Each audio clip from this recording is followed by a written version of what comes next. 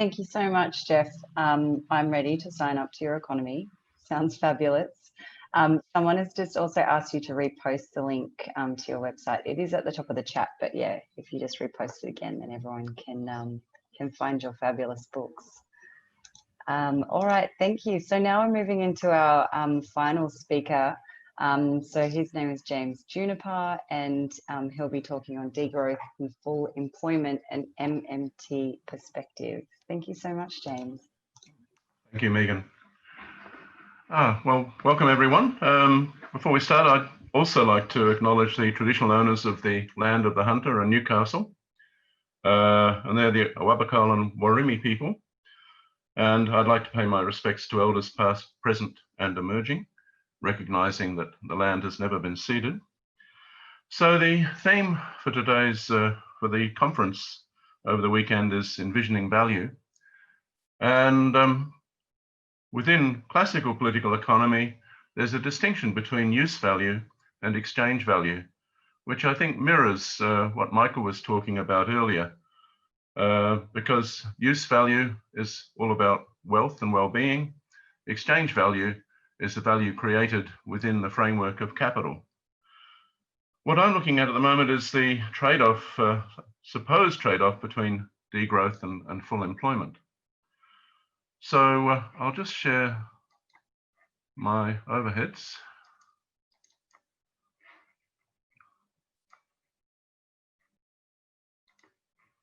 Okay, so I've drafted a paper on these themes. I've presented in the past at the Sustainable Prosperity Conference in Adelaide, and also to the MMT Australia group on this material, which I've continued to develop. In the paper, I look at a range of theoretical approaches, including Pearson Turner's four capital model, interpretation of ecological economics. I look at Clive Spash's critique of that, also touching on Marx's views about what he calls fictitious capital. I go on to look at Mariana Mazzucato's approach to what she calls mission-oriented finance, the social ecological economists, the eco-socialists, some of the critiques that have been mounted against entropy theory, and then I turn to Soviet planning and calculation of shadow prices, and then reaching a set of conclusions. So the issue here is how we develop metrics that can account for the shortchanging of nature.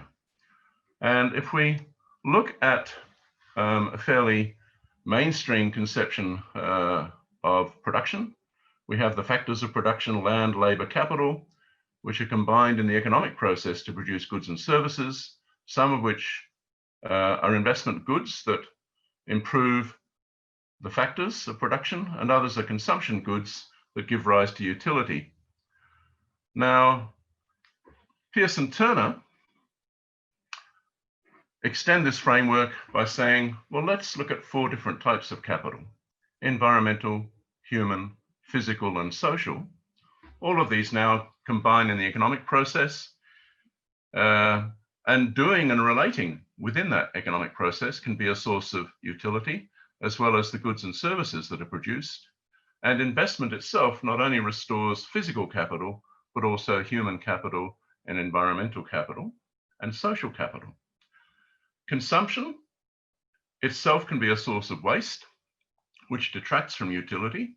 So we don't just look at utility from doing and relating, but also from being in a pleasant built or natural environment.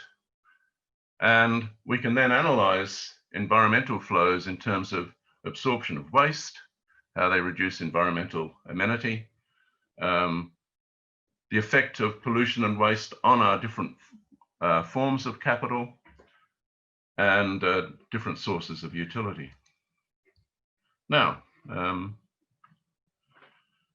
if we look at Clive Spash's concerns about this particular framework, he cites Fred Lee's complaint that mainstream explanations deal with asocial, ahistorical individuals who choose amongst scarce resources to meet competing ends given unlimited wants. But the process of explanation tends to use fictitious concepts and works within a sort of deductivist closed system methodology. He acknowledges the development of new methods of accounting for environmental goods using hedonic pricing and contingent valuation, but complains that environmental problems are still treated as special cases of more general theoretical constructs within the mainstream approaches. Marx probably goes a little bit further. He introduces the notion of human capital, saying, well, this is a nonsense. What we're doing with human capital is we're using a rate of interest, which reflects the rate at which labor is being exploited. We then capitalize labor services and end up with a fictitious stock of capital. He then generalizes to talk about a variety of different forms of fictitious capital, where periodic income is capitalized by calculating it on the basis of an average rate of interest. And I would complain that these notions of fictitious capital underpin the model that we just looked at previously, even though we are trying to account for environmental processes and services by defining this concept of environmental capital.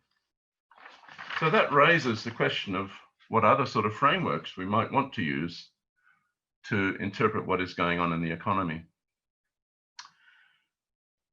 A very famous historian, Karl Polanyi, has questioned the wisdom of having a conception of the market as falling out of the sky fully fledged, if you like. And what Polanyi highlights is the way in which markets are constituted by the state through the enforcement of tribute and taxation, through the creation of fiat money that supports trade, and so forth.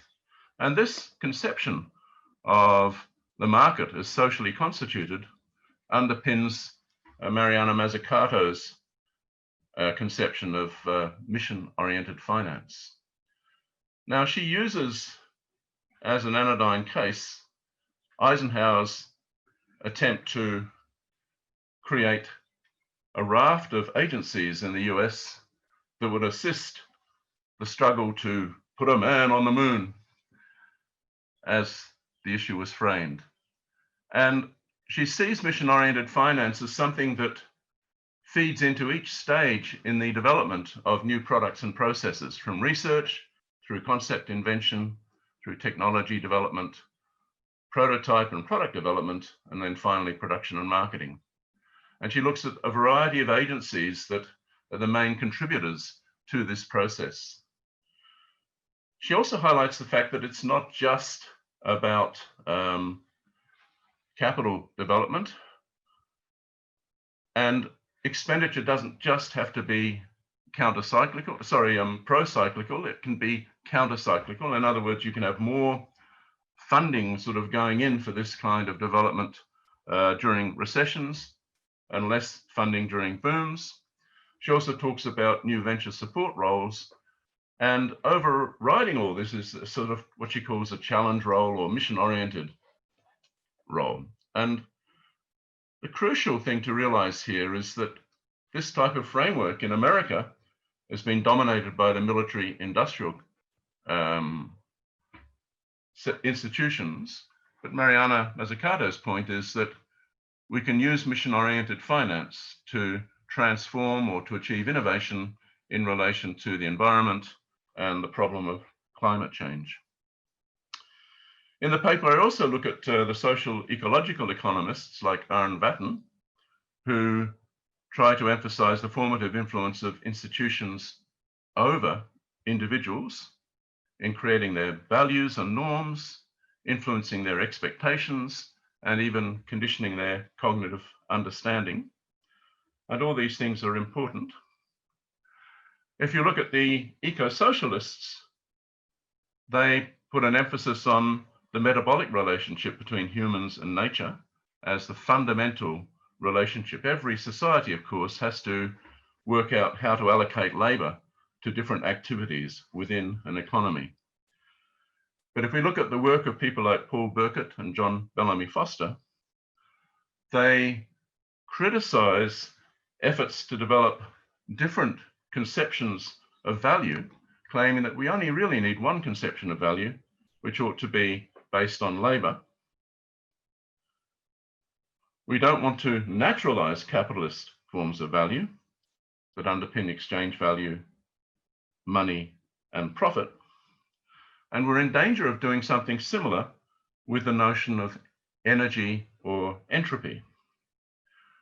So they're sort of arguing strongly against having two pricing systems, one that might be labor theoretical and another that might be energetic or based on entropy.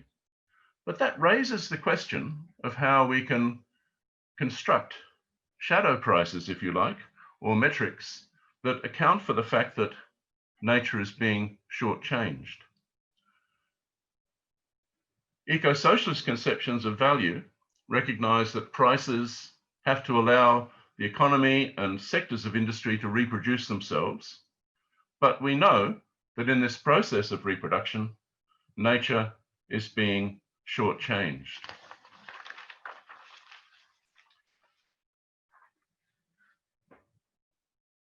In the paper, I turn to the arguments that David Schwartzman gathers against the approach of Georgescu Rogan, who was an advisor to President Kennedy, and Herman Daly, who's quite a famous ecological economist. And these economists emphasize the importance of entropy, which of course goes back to thermodynamics and to early work on the steam engine and steam production. And of course, we also have people like Erwin Schrödinger, the physicist who tried to develop conceptions of life based on quantum mechanics. But again, when it comes to understanding an economy, we don't need to replace a labor theory of value with one that's based on the use of energy or the transformation of higher forms of entropy into lower forms of entropy. Of course, we think of the universe winding down and heat death, where we all end up in a sort of warm, fuzzy soup.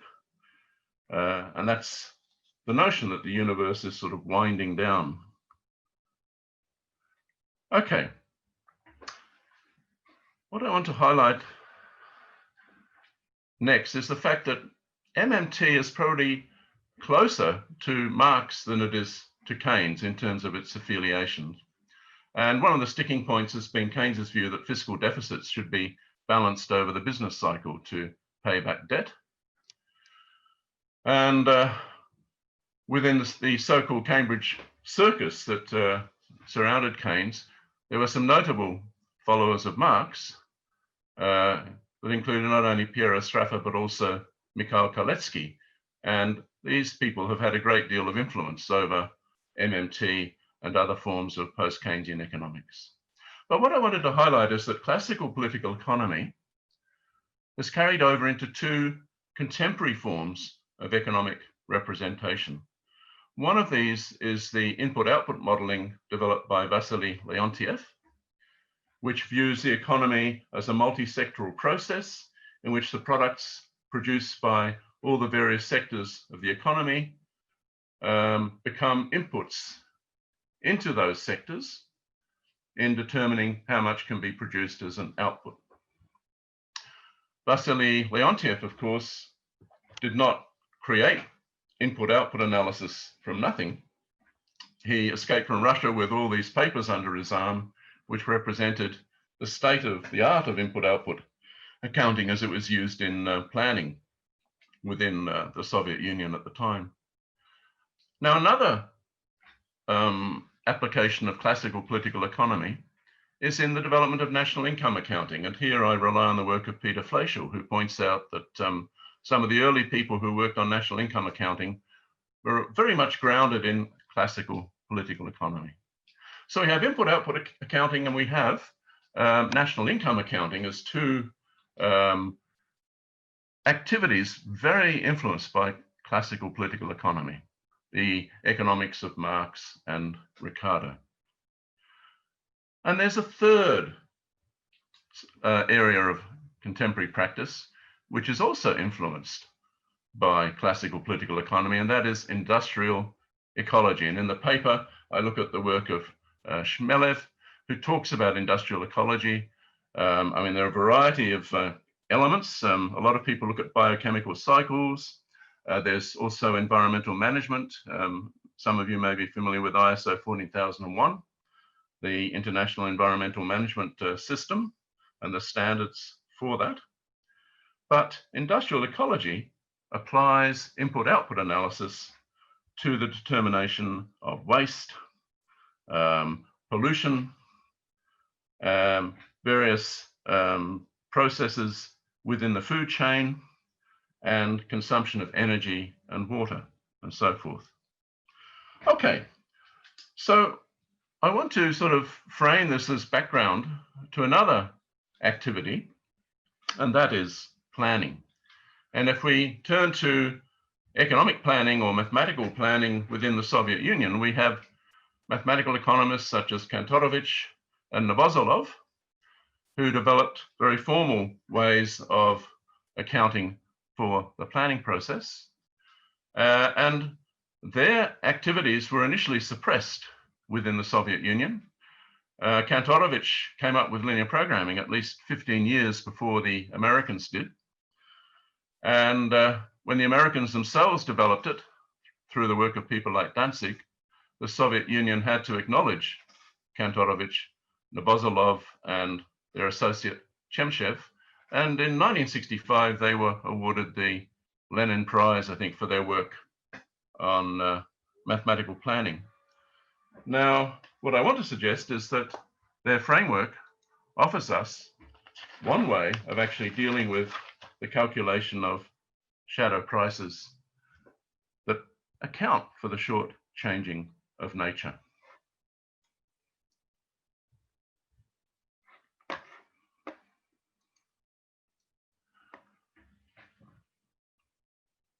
I've been in communication with a professor of computer science at Glasgow University, Paul Cockshott, because I found that he had done a lot of work in the same area. He talks about the Austrian economist von Mises and Kantorovich's work in the Soviet Union in a very interesting article in the European Journal of Economics and Economic Policy. And he distinguishes von Mises' approach, which is very much framed within a neoclassical sort of economic understanding, with that of Kantorovich. Von Mises basically looks at a variety of techniques of production, and his task is to find the cheapest cost approach out of all the different techniques. Whereas Kantorovich deals with planning within a socialist economy. He wants to find an optimum which maximizes the output of plan goals within current resources. And he develops a technique based on what he calls objectively determined valuations to achieve just that. If we look at something like the Green New Deal, the problem is that we have to work within an economy that is both market-based and non-market. And what that means is we have to somehow combine the von Mises approach with the Kantorovich approach. So it's not straightforward, but I guess it's certainly something that's very feasible. And Paul Cockshott looks in particular at modern software that can accomplish this task. So to conclude, in the paper, I argue economists need to be more humble. There's no universal approach to modeling of interactions between economy and ecology. There has to be collaboration with others from disciplines of engineering and the natural sciences. And we need a variety of approaches to the development of metrics. But those from other disciplines have to also recognize the need to go beyond mainstream economic theory. In the paper, all right, we've heard, I mean, GDP gets hammered a lot nowadays. But in the paper, I argue that in some ways, GDP is very fit for purpose because it was developed to relate changes in value added to changes in employment. It was developed by Keynesian economists to deal with the problem of unemployment and underemployment. And to that extent, it is fit for purpose. But we need to develop a range of metrics to inform policy. that highlight the degree to which nature has been shortchanged. And to make that as simple as possible, we can do that in terms of the labour time required to remedy problems, to overcome shortages of non-renewable resources and find substitutes for them, or to replenish renewable resources. And metrics based on labour time can achieve that in a very straightforward way. It is aided by the fact that classical political economy is embedded in input-output models at the heart of macroeconomics and is used routinely by industrial ecologists to account for pollution, waste, and recycling. And so the metrics so constructed can guide a variety of policies, including those for tax, subsidy, public investment. And in doing so, it bypasses the debate about whether we have to trade off employment to achieve degrowth or some steady state conception of the economy. And sorry, that's where I'll leave it. So thank you very much.